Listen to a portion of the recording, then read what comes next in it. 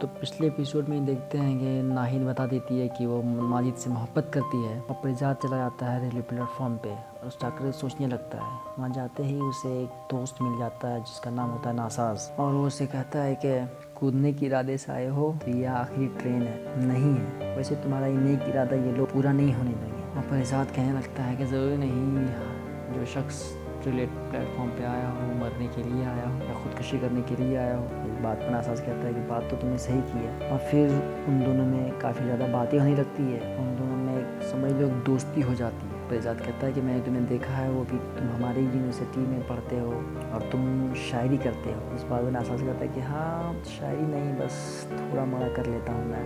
اور پھر پریزاد اور ناساز چلنے لگتے ہیں. ناساز کہتا ہے کہ سمجھ لو تم نے آج خود کر کے اپنی جان دے دی, اب سے جو جیو گے وہ بونس کے طور پہ جیو گے اور خود کی زندگی جیو گے. اور پریزاد ادھر سعیدہ کی بھابھی تیاری کر رہی ہوتی ہے کہ سعیدہ کا رشتہ جلدی سے لا کر کے سعیدہ کو ودا کر دے, اور وہ لوگ اپنے شوہر سے بات کرنے لگتی ہے اور وہ اپنے شوہر کو منا بھی دیتی ہے. پھر پریزاد جیسے ہی گھر پہنچتا ہے اپنی پوری بات بتاتا ہے سعیدہ کو. سعیدہ یہ سن کر کے بہت زیادہ ناراض ہو جاتی ہے اور اندر سے بہت زیادہ ٹوٹ جاتی ہے, بکھر جاتی ہے, کیونکہ وہ ماضی سے بہت زیادہ محبت کرتی تھی. پریزاد کہتا ہے کہ میں چاہتا تو مزید تم سے اور کچھ دن چھپا لیتا, لیکن تب تک نہ جانے تمہارے دل میں کتنے خواب پنپ جاتے ہیں. اس لیے ماجد کا خواب دیکھنا چھوڑ دو بہن, ہم غریبوں کے ساتھ یہی ہوتا ہے, ہم غریب ہیں نا.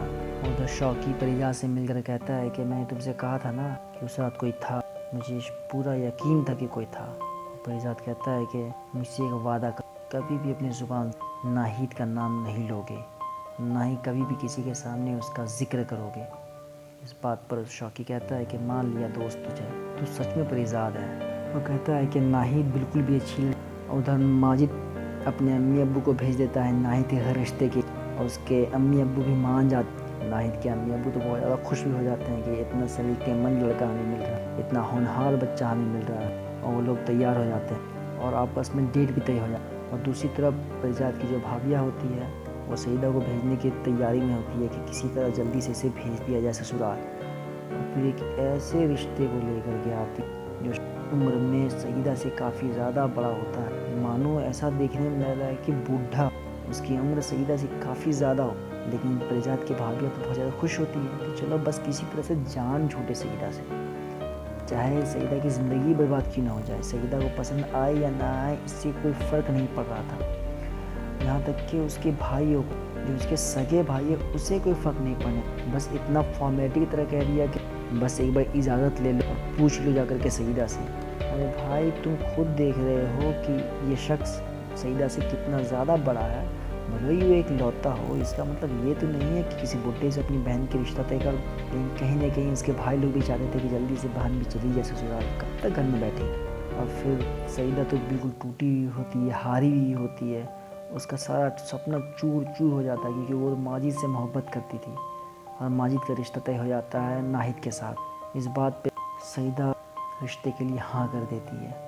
جب وہ دیکھتی ہے کہ یہ شخص اتنا زیادہ عمر میں اس سے بڑا ہے پھر بھی وہ چپ چاپ رہتی, کیونکہ اسے اب کھونے کے لیے اس کے پاس اب کچھ رہتا ہے, اب بس اسے کسی طرح جینا ہوتا ہے, اس لیے وہ رشتے کے لیے ہاں کر دیتی.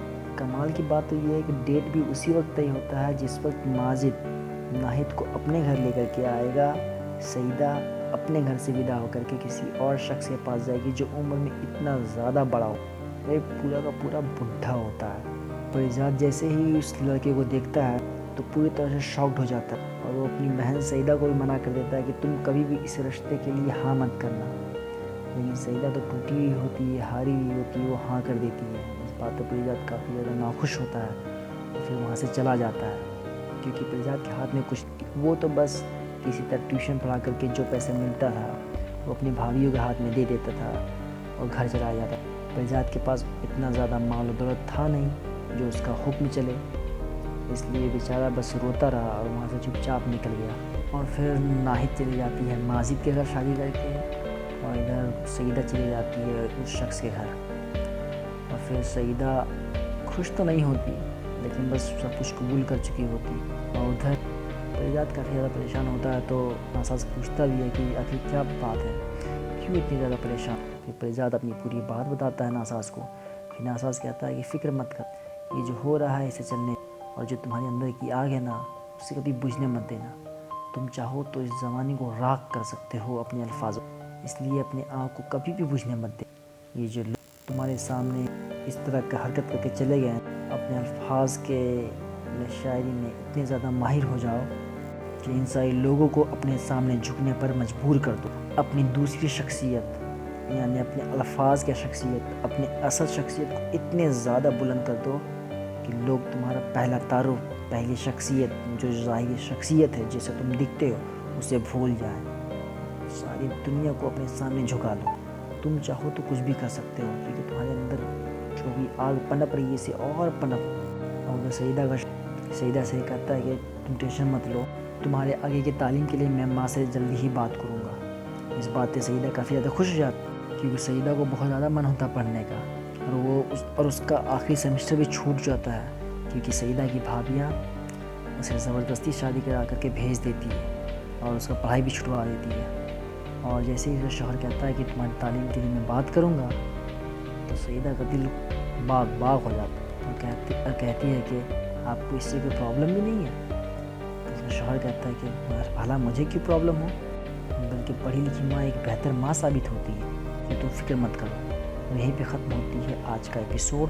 تو چلیے اگلی ایپیسوڈ میں دیکھیں گے کہ کیا سیدہ کالج جا پاتی ہے، کیا اس کا آگے کا تعلیم پورا ہو سکے گا، کیا پریزاد دنیا کو اپنے سامنے جھکا پائے گا، کیا وہ اپنی اصل شخصیت کو اتنا آگے، اتنا رتبے والا کر لے گا کہ لوگ اس کے ظاہری شخصیت کو بھول جائیں گے۔